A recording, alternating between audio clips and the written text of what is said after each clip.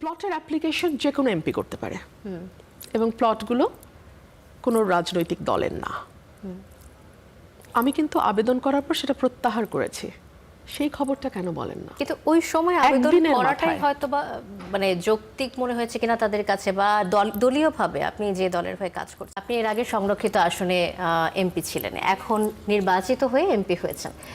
এখন এই যে বিএনপির সাথে যে আপনার একটা দ্বন্দ্ব তৈরি হলো মনোনয়ন না দেয়া নিয়ে, এখন যদি আবার বিএনপি আপনাকে দলে নিতে চায়, আবার আগ্রহ দেখায়, আপনি কি সেই আগ্রহে সাড়া দেবেন? না মনে হয়। কৃতজ্ঞতা বোধ থেকেও না? আমি কি পে অফ করিনি? আমি কি দীর্ঘ 17 বছর কাজ করিনি? করেছি। নিশ্চিতভাবেই সেই কৃতজ্ঞতার জায়গা আছে আমার। আর কিছু দেওয়ার নেই বিএনপিকে? আমাদের দেনা পাওনা তো হয়েছে। আচ্ছা, শপথ নিয়ে বের হয়ে আপনি সাংবাদিকদের প্রশ্নের জবাবে বলেছেন যে সংসদে এবার দেশের 30% মানুষের রিপ্রেজেন্টেশন থাকবে না। এটা মাথায় রেখে আমাদের সংসদে বসতে হবে। আগে সংসদে বিএনপি ছিল না, এখন আওয়ামী লীগ ও বাম দলগুলো নেই। আগে কেন বিএনপি ছিল না, এখন কেন আওয়ামী লীগ নেই, এই প্রশ্নগুলো আমরা জানি। কিন্তু আওয়ামী লীগ ও তার কৃতকর্মের কারণে সংসদের বাইরে কিনা, নাকি তাদেরকেও কৌশলে বাইরে রাখা হয়েছে, এটি সম্পর্কে আপনার মতামত কি? আমি যেটা একজন রাজনৈতিক কর্মী হিসেবে বিশ্বাস করি সেটা হচ্ছে আপনি নির্বাহী আদেশে কাগজে কলমে রাজনৈতিক দলকে আসলে নিষিদ্ধ করা যায় না। যদি যেত তাহলে 24 সালের অগস্টে জামাত চিরতরে হারিয়ে যেত, অথবা মুসলিম লীগ খুবই জোরালোভাবে রাজনীতিতে থাকতো। মুসলিম লীগ কিন্তু নিষিদ্ধ না, কিন্তু আমরা কি এই দলটির অস্তিত্বের ব্যাপারে খুব বেশি কিছু জানি? আমরা কি জানি এই দলটির প্রধান নেতাকে, দ্বিতীয় প্রধান নেতাকে, এই দলটির কমিটিতেই বা কারা আছেন, কারাই বা এই দলের কর্মী সমর্থক? কারণ দলটি কাগজে কলমে নিষিদ্ধ না হলেও মানুষের কাছ থেকে হারিয়ে গেছে। সো আপনি যদি কোনো দলকে হারিয়ে যেতে দিতে চান তাহলে আপনি তার জন্য উন্মুক্ত রাখবেন সব কিছু। মানুষ ঠিক করবে মানুষ কাকে নেবে। ধরুন এই নির্বাচনে জাতীয় পার্টি একটি আসনও পায়নি। আমি যদি তর্কের খাতিরে ধরে নেই নির্বাচনটি স্বচ্ছ, সুন্দর, পরিষ্কার, তাহলে তো বলতে হবে মানুষ এই দলটিকে প্রত্যাখ্যান করেছে। সো আমরা তো জানি না, হয়তো আওয়ামী লীগকেও মানুষ শূন্য ভোটই দিত, হয়তো আওয়ামী লীগের নেতাদেরও জামানত বাজেয়াপ্ত হতো, হয়তো কেউ দাঁড়ানোর সাহসই করতো না। আমরা সেই সুযোগটা কেন দিলাম না? তাহলে কি সেই নাকচটা বা সেই আওয়ামী লীগকে রাজনীতি থেকে সরানোটা, বা আপনাদের ভাষায় যেটা হচ্ছে যে মানে আওয়ামী লীগকে একটা সাজা দেয়া, সেটা আরো অনেক বেশি পাকাপোক্ত হতো না? আর অনেক বেশি পাকাপোক্ত হতো। জুলাই অভ্যুত্থানের সময় 4 আগস্ট আপনার বাসায় হামলা হয়েছিল। তো আপনার কথা শুনে যেটা মনে হচ্ছে আপনি সব রাজনৈতিক দলকে জায়গা দিতে চাচ্ছেন। এখন আওয়ামী লীগের সময়টাতে যে ঘটনাগুলো ঘটেছে একদম শেষের দিকে অভ্যুত্থানের সময়, এবং আপনি ব্যক্তিগতভাবেও হয়তো সেই হামলার শিকার, তারপরও আপনার কথায় কোনো কোনো সময় এখনকার বক্তব্যগুলোতে হয়তো মনে হচ্ছে যে আওয়ামী লীগের প্রতি কিছুটা সফট কর্নার দেখা যাচ্ছে। এমনটা কি স্বীকার করে না? আমি আপনাকে কয়েকটা কথা বলি। দেখুন, আওয়ামী লীগের সময় আমি যেভাবে স্লাট শেমিং এর শিকার হয়েছে, বাংলাদেশে আর কোনো নারী আমার মতন মানে মিড র্যাঙ্কের পলিটিশিয়ান বা তখন একেবারে নতুন সদ্য আসা পলিটিশিয়ান এভাবে স্লাট শেমিং এর শিকার হয়নি।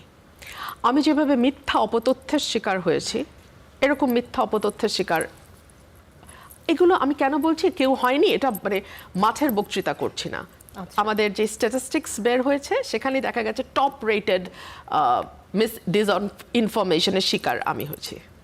আমার বিরুদ্ধে খুনের মামলা, ডিজিটাল সিকিউরিটি অ্যাক্ট সহ মামলার সংখ্যা ছিল 8টি। আমি গত 15 বছরের কথা বলছি, আওয়ামী লীগের সময়কার। এই 15 বছরের মধ্যে যখন আপনি পার্লামেন্টে ছিলেন ওই সময়টা পার্লামেন্টে ছিলাম, পার্লামেন্টের বাইরে ছিলাম, 10 বছর তো আর পার্লামেন্টে ছিলাম, 3.5 বছর পার্লামেন্টে ছিলাম।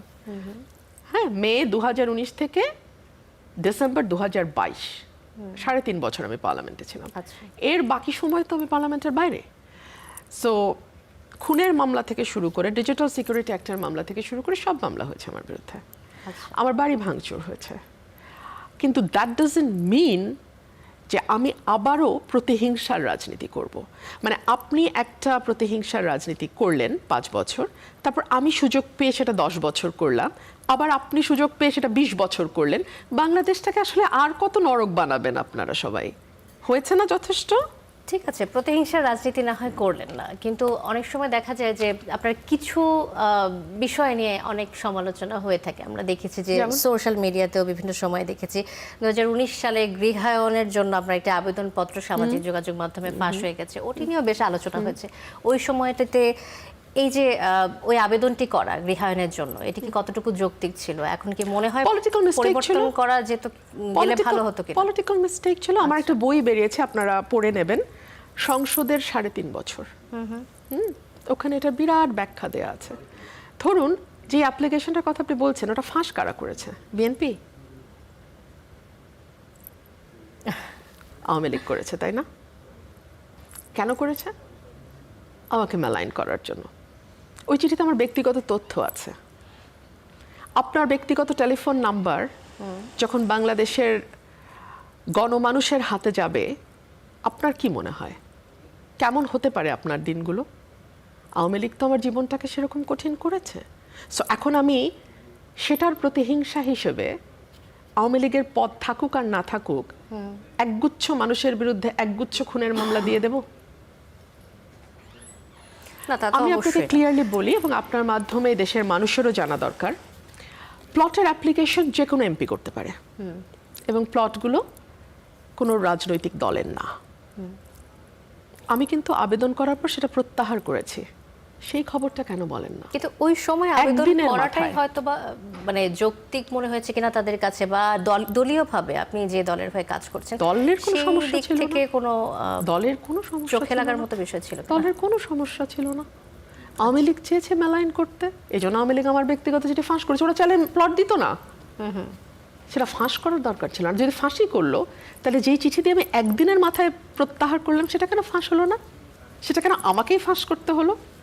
এগুলো হচ্ছে dirty politics, clearly dirty politics. But of course আমার প্লটের অ্যাপ্লিকেশনটাও was a political mistake. That is not a legal mistake, that is nothing ঋণ খেলাপি বা অন্যের জমি দখল, দ্যাট ইজ নাথিং ফৌজদারি criminal offence, but of course that is not politically correct. আপনার ব্যক্তিগত জীবনে সবসময় আসলে আমরা আলোচনা দেখি, আপনি সব জায়গায় বেশ জনপ্রিয়, পার্লামেন্টেও এবং বাইরেও এবং টিভি পর্দায়, এটাই আসলে বলার অপেক্ষা রাখে না। ব্যক্তি জীবনে রোমিন ফারহানার দিন কিভাবে কাটে? আমার সকাল থেকে বিকাল পর্যন্ত কোর্ট, বিকালবেলা বাসায় এসে দুপুরের খাওয়া দাওয়া এবং একটু রেস্ট, সন্ধ্যার পরে আপনাদের সাথে। আর এখন যেটা হয়, শুক্র শনি, বৃহস্পতি শুক্র শনি এলাকা, রোববার থেকে বৃহস্পতিবার দুপুর পর্যন্ত ঢাকা। আচ্ছা, আপনার অনেকগুলো কাজের ক্ষেত্র ইতিমধ্যে আমাদের দেখা হয়ে গেছে। আপনি টক শোতে বক্তা ছিলেন, ভালো, আপনি ভালো একজন নামকরা ব্যারিস্টার এবং সেই সাথে তুখোড় রাজনীতিবিদ, এক কথায়। তো এতগুলো প্রফেশনের মধ্যে আপনার কাছে মনে হয় কোন কাজটা করতে আপনি বেশি এনজয় করেন, সবচেয়ে ভালো লাগে কোনটা? Legal practice, amazing. আচ্ছা, এভরি ডে নতুন চ্যালেঞ্জ, নতুন মামলা, হবে কি হবে না, রিলিফ পাবো কি পাবো না, ক্লায়েন্ট কে রিলিফ দিতে পারবো কি পারবো না, নতুন নতুন মামলা, নতুন গল্প, নতুন চ্যালেঞ্জ। I love that. তো আজকে এই পর্যন্তই, কিন্তু প্রশ্নগুলো এখানেই শেষ নয়। এই দেশ, এই রাজনীতি, এটা আমাদের সবার। আপনি, আমি, আমরা সবাই মিলে গড়ে তুলব সচেতনতার একটা মঞ্চ। আপনার ভাবনা, আপনার চিন্তা এবং আপনার মতামত আমাদের দরকার। তাই কমেন্টে লিখে জানান এই মুহূর্তে আপনি কি ভাবছেন এবং আপনি কোন দিকে তাকাচ্ছেন। রিপাবলিক অ্যান্ড পলিটিক্স কেবল খবর বা বক্তব্যের জায়গা নয়, এটা একটা ভিন্ন মতের প্ল্যাটফর্ম। এখানে প্রশ্ন করার সাহস আছে, সত্যের পেছনে ছুটে চলার স্পর্ধা আছে। চ্যানেলটি ভালো লাগলে অবশ্যই সাবস্ক্রাইব করে পাশে থাকুন, কারণ একটা ক্লিকেই হতে পারে হাজারো অন্ধকার ভেদ করে আলো খোঁজা শুরু। ফিরছি পরের পর্বে আরও খোলামেলা বিশ্লেষণ নিয়ে। সে পর্যন্ত সবাই ভালো থাকুন, সুস্থ থাকুন। আল্লাহ হাফেজ।